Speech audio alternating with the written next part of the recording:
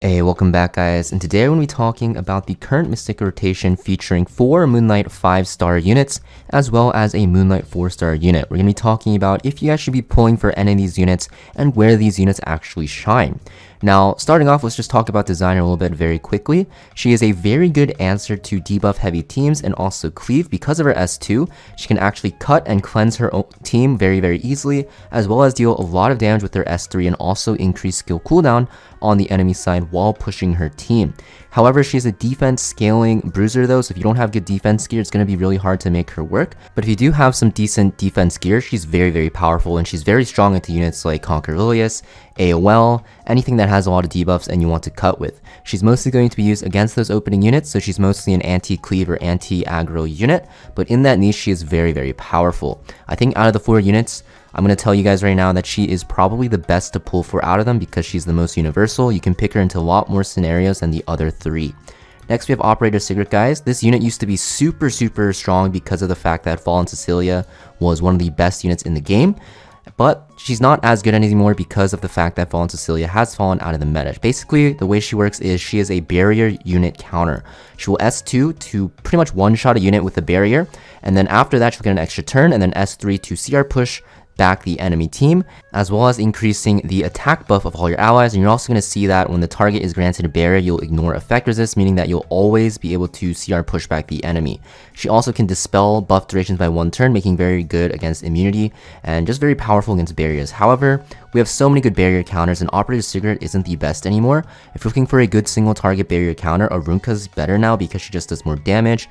And also, we also have like DJ Basar, who's very good. Even Ning Ning can work as well. I think Operator Sigrid just needs a lot to actually set her up, and she's very squishy. After S2 and S3, she just is a sitting duck, and she's susceptible to getting one shot. And even though her S1 hits very hard, she will die very quickly. I think although she is very good against barrier units, there's just better options in the form of RGB units, so it's not really a reason to pull for her. Next we have a Meru or Archdemon Shadow. This unit is very good as a counter pick in World Arena and also good in Guild Wars offense. She has her S2, which will make her super tanky, and she can also apply Seal, which will actually make it so that passive skill effects do not apply. This is very powerful against units that have very powerful S2s, such as a Ravi. She will not be able to heal and get her CR pushed anymore. Also very good against units like SSB. She cannot actually counterattack. And also very good against units like Landy. She'll lose a lot of her attack bonus, so you kind of get what I'm saying. And she does a lot of damage with her S3 as well once you charge this up with 5 focus, and it will do a lot of damage because it does burn and has decreased defense built in. And her S1 is also very annoying because it also has seal as well, and you can actually soul burn this to actually apply this at 100% chance and also ignore effect resist. So any units that really rely on their S2, such as like Alencia, Apoc Ravi, even Spectre Tenebria, and even like Bellion, can get really screwed over by Archdemon Shadow, which makes her a very good counter pick.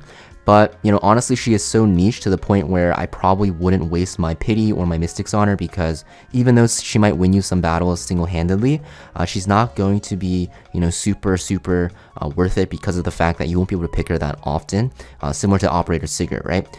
If you want a good comparison for Archdemon Shadow to an RGB 5-star, she's pretty similar in Arya in the fact that they are just completely counter picks, except that I think Arya is currently better than Archdemon Shadow because she's way more consistent and can be picked into more team comps. Next up, we have Sylvan Sage Vivian. So Sylvan Sage Vivian, I think, is the second best to pull for after Designer a little bit. I think Operator Sigrid and Archdemon Shadow are just not worth it.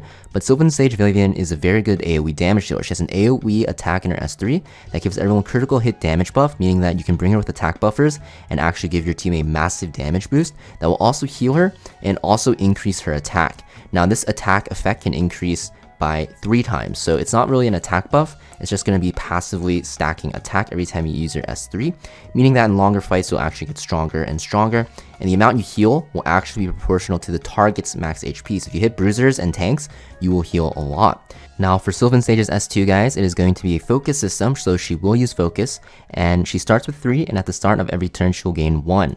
Her S3 will also give her 1 as well, making it so that she can keep this focus pretty easily if she doesn't get focused down.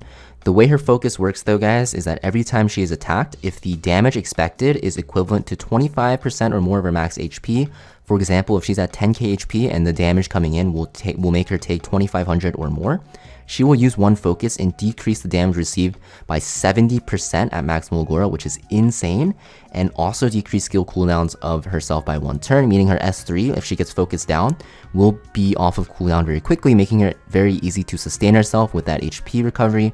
And also because of the fact that she actually stacks its attack, she'll become very, very strong and very hard hitting. Her S1 is a single target attack that will increase speed of herself for 1 turn, making it so that she can cycle her focus very fast. And also she can soul run this to do a lot of AoE damage. She's very, very good at doing a lot of AoE damage, and she's very sticky on the field, very hard to kill. And you kind of get punished for focusing her because her S3 comes off cooldown. I usually pick her into situations where you need a very hard-hitting AoE damage dealer, such as against like Spectre Tenebria. So she is a pretty good damage dealer for AoE. Just keep in mind that she can't single target nuke someone down, and she does get countered by some units like Bellion. She gets countered by LR Crow, so you have to be kind of careful in picking her. But against like Spectre Tenebria, she's very good, and Spectre Tenebria, as you guys know, is a very, very powerful unit currently. And I think just as an overall AoE damage dealer, which we don't have that many good ones of currently in the meta, Sylvan Sage Vivian is a pretty solid one. So just to recap, guys, I think Designer Lilibet is definitely the most worth it for pulling because she's super good against units that have a lot of debuffs and stuff like that, Conquer Lilius and stuff like that. Just keep in mind she's pretty weak against units that can reset her skill cooldown, because if her S3 goes on cooldown, she can't actually cleanse your team. So she's pretty weak against like Lua, especially if she has a soul burn, and usually Designer Lilibets don't run effect resist anyway, so they don't even have to soul burn. And also like Faithless Lidica, but she's still a very good cleanser into aggro.